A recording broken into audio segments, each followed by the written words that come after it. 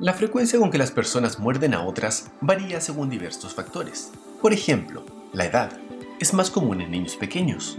El sexo ocurre con mayor frecuencia a mujeres adultas. País y región. Por ejemplo, en Estados Unidos se estima que ocurren 250.000 mordeduras de humano a humano cada año. ¿Y por qué se estima? Porque para tener cifras exactas todos tendrían que consultar y todos tendrían que reportar. Las mordeduras pueden ser accidentales o intencionales. Además, en esta categoría se incluyen lesiones producidas por los dientes en un contexto sexual, como un mordisqueo cariñoso por juego o de violencia cuando ocurre un abuso sexual. Autoinfligido, como morderse los dedos para sacar trozos de uña o restos de piel, o sin morder propiamente tal, por ejemplo cuando alguien golpea a otro y éste recibe el golpe en los dientes. En las mordeduras humanas, hasta el 25% se infecta, aunque esto depende de la profundidad y factores del huésped. Alrededor del 2% de las heridas superficiales se infectan. Menos del 10% de las mordeduras oclusivas, que es cuando uno lo muerden por arriba y por abajo con los dientes superiores e inferiores, se infectan. Y hasta el 25% de las heridas que ocurren en un puño o en la mano se infectan. Microbiología. Estas incluyen flora de la boca humana, como Echinella, Streptococo grupo A, Fusobacterium, Peptostreptococo, Prevotella y Porfiromonas. Y también flora de la piel humana, ya que las bacterias de la misma piel de la persona son introducidas al producirse la herida. Estas incluyen principalmente estafilococos y estreptococos. Además, una mordedura humana puede transmitir hepatitis B, hepatitis C, VIH y virus herpes simple. Posterior a la mordedura, la piel no siempre se ve claramente lesionada o rota, aunque mientras más pequeña e imperceptible la lesión, se asocia a menores tasas de infección. Las lesiones sobre los nudillos, habitualmente secundarias a un golpe contra dientes, pueden introducir flora orocutánea en capas más profundas de la piel y diseminarse articulaciones y otros tejidos blandos. Estas lesiones deben tener un examen físico habitual, pero además deben incluir la evaluación de la mano en posición de puño. Muchas personas no prestan importancia a lesiones pequeñas y solo consultan cuando se infectan o el dolor es mayor del que esperarían tener. Y como dato extra, cuando una lesión por mordedura ocurre en un niño pequeño, si la distancia entre el canino derecho y el canino izquierdo es mayor a 2,5 centímetros, esto sugiere que el niño fue mordido por un adulto y no por otro niño. Y niño muerde a niño es probablemente un juego violento. Sin embargo, adulto muerde a niño es abuso. Signos de infección superficial. Sensibilidad, enrojecimiento, hinchazón, aumento de temperatura local, drenaje de pus o linfangitis. Sensibilidad es un término un poco confuso. Significa sentir, ¿cierto? Pero en este contexto, sensibilidad se refiere a tener dolor donde no debería haberlo. La linfangitis se refiere a la extensión de la infección a través de un vaso linfático, lo cual suele verse como un cordón o más bien una especie de línea de coloración rojiza. Además, si hay un absceso, puede haber un nódulo fluctuante. Algunas infecciones superficiales pueden producir fiebre. Signos de infección profunda. Esto incluye todas las manifestaciones de una infección superficial y además, dolor persistente o que va empeorando en los días siguientes al evento, dolor a la movilización pasiva, dolor desproporcionado a los hallazgos del examen físico, crépito, edema articular y signos de enfermedad sistémica como fiebre e inestabilidad hemodinámica. Si yo le pido a alguien que mueva la mano y esa persona la mueve, está haciendo una movilización activa. Si yo le tomo la mano a la persona y yo la muevo, eso es movilización pasiva. El crépito es una especie de crujido y puede tener distintos significados en diferentes contextos. Sin embargo, aquí al referirnos a crépito, nos referimos a la presencia de aire entre los tejidos normales, y cuando uno lo toca siente como que está aplastando burbujitas. Y por signos de inestabilidad hemodinámica, consideramos trastornos de la presión arterial, sobre todo una presión muy baja, o trastornos de la frecuencia cardíaca.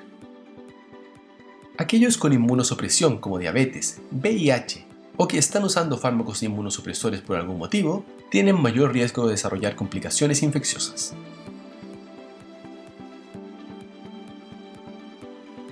Por lo general no se requiere, a menos que estemos en presencia o sospecha de una infección profunda. Respecto de cultivos, muchas veces no se relacionan con los organismos productores de la infección.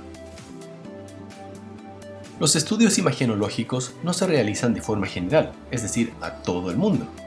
Podrían incluir una radiografía en el caso de sospecha de fractura, por ejemplo cuando hubo un golpe de puño contra un diente, o para buscar cuerpos extraños.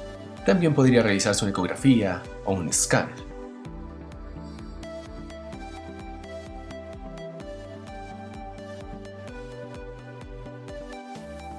Manejo general. Si la herida sangra, hay que detener el sangrado. Y lo primero, más sencillo y más rápido, es comprimir la herida. Buscar cuerpos extraños. Y por supuesto, si hay, deben ser removidos. Profilaxis antibiótica. Prevención de tétanos, prevención de hepatitis B y VIH, según el caso. Si la herida no se ve clínicamente infectada, por lo general no se recomienda hacer cultivos. Lavado con agua y jabón, o con yodo u otra sustancia antiséptica. Pero el agua y jabón son suficientemente buenos. Irrigación con una solución salina estéril y remover restos visibles de desechos. Determinar si la herida puede cerrarse o no. Por ejemplo, en las mordeduras humanas no suele realizarse un cierre primario, dado que aumenta mucho el riesgo de infecciones. Se deben irrigar abundantemente, cubrir y evaluar a diario, buscando signos de infección. Una excepción son las heridas en la cara, debido a consideraciones cosméticas. Sin embargo, si se cierra, siempre hay que dejar antibióticos. Indicaciones de profilaxis antibiótica. Recordando que el riesgo de infección va entre 2% en heridas superficiales a 25% en heridas en el puño o mano, hay que evaluar según localización y profundidad. Mordeduras humanas triviales que no rompen la piel o son muy superficiales no requieren antibióticos.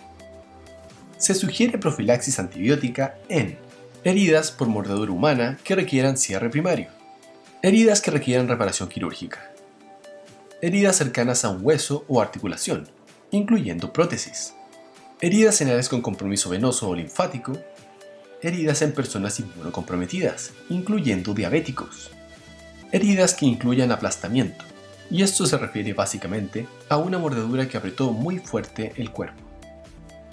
Cuando hablamos de cierre primario, lo cual hemos visto en otros videos, se refiere a que la herida se cerrará inmediatamente después de la limpieza.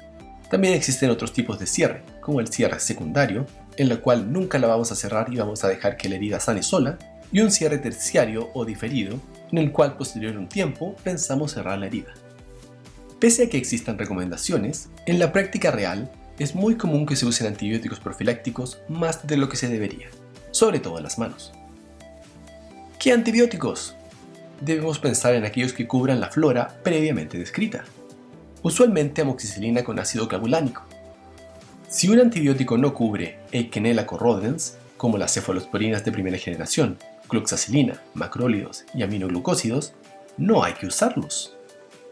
También se puede considerar clindamicina para añadir cobertura de bacterias anaerobias. La duración típica de la profilaxis es por 3 a 5 días y debe incluir un seguimiento de la herida. Si la herida está infectada, debe ser evaluada por un cirujano. Hay que debridarla, que es sacarle todo el tejido muerto que no sirva, tomar cultivos tanto de la herida como de la sangre. El tratamiento con antibióticos aquí se realiza por 5 a 14 días. Además hay que considerar profilaxis contra rabia, tétanos, hepatitis B y VIH. Habitualmente estas heridas se dejan abiertas y se realiza un seguimiento estricto. Y otras dos importantes consideraciones antes de terminar. Los antibióticos se dan por vía oral, excepto si existen signos de toxicidad sistémica, como fiebre mayor a 38 grados, hipotensión, taquicardia persistente, signos de infección profunda, como una artritis séptica, osteomielitis, bacteremia, eritema de rápida progresión, que esto es que el área roja aumente rápidamente su extensión, empeoramiento después de 48 horas con antibióticos orales, intolerancia por vía oral. Esto por lo general es que la persona no puede tragar los antibióticos o que los vomita porque se irrita mucho su estómago. Lesión cercana a algún implante, como prótesis. El riesgo de contraer hepatitis B, hepatitis C o VIH por una mordedura humana es casi nulo a menos que haya ocurrido exposición a sangre. Y claramente si uno conoce a la persona o no. Por ejemplo, si me muerde el hijo de un amigo, es poco probable que tenga infecciones. Distinto es si golpeo a una persona en un bar y me rompo un nudillo con su diente. Esperamos que este video les haya gustado y les sirva. Déjenos sus comentarios. Suscríbanse al canal. Nos vemos muy pronto en más videos.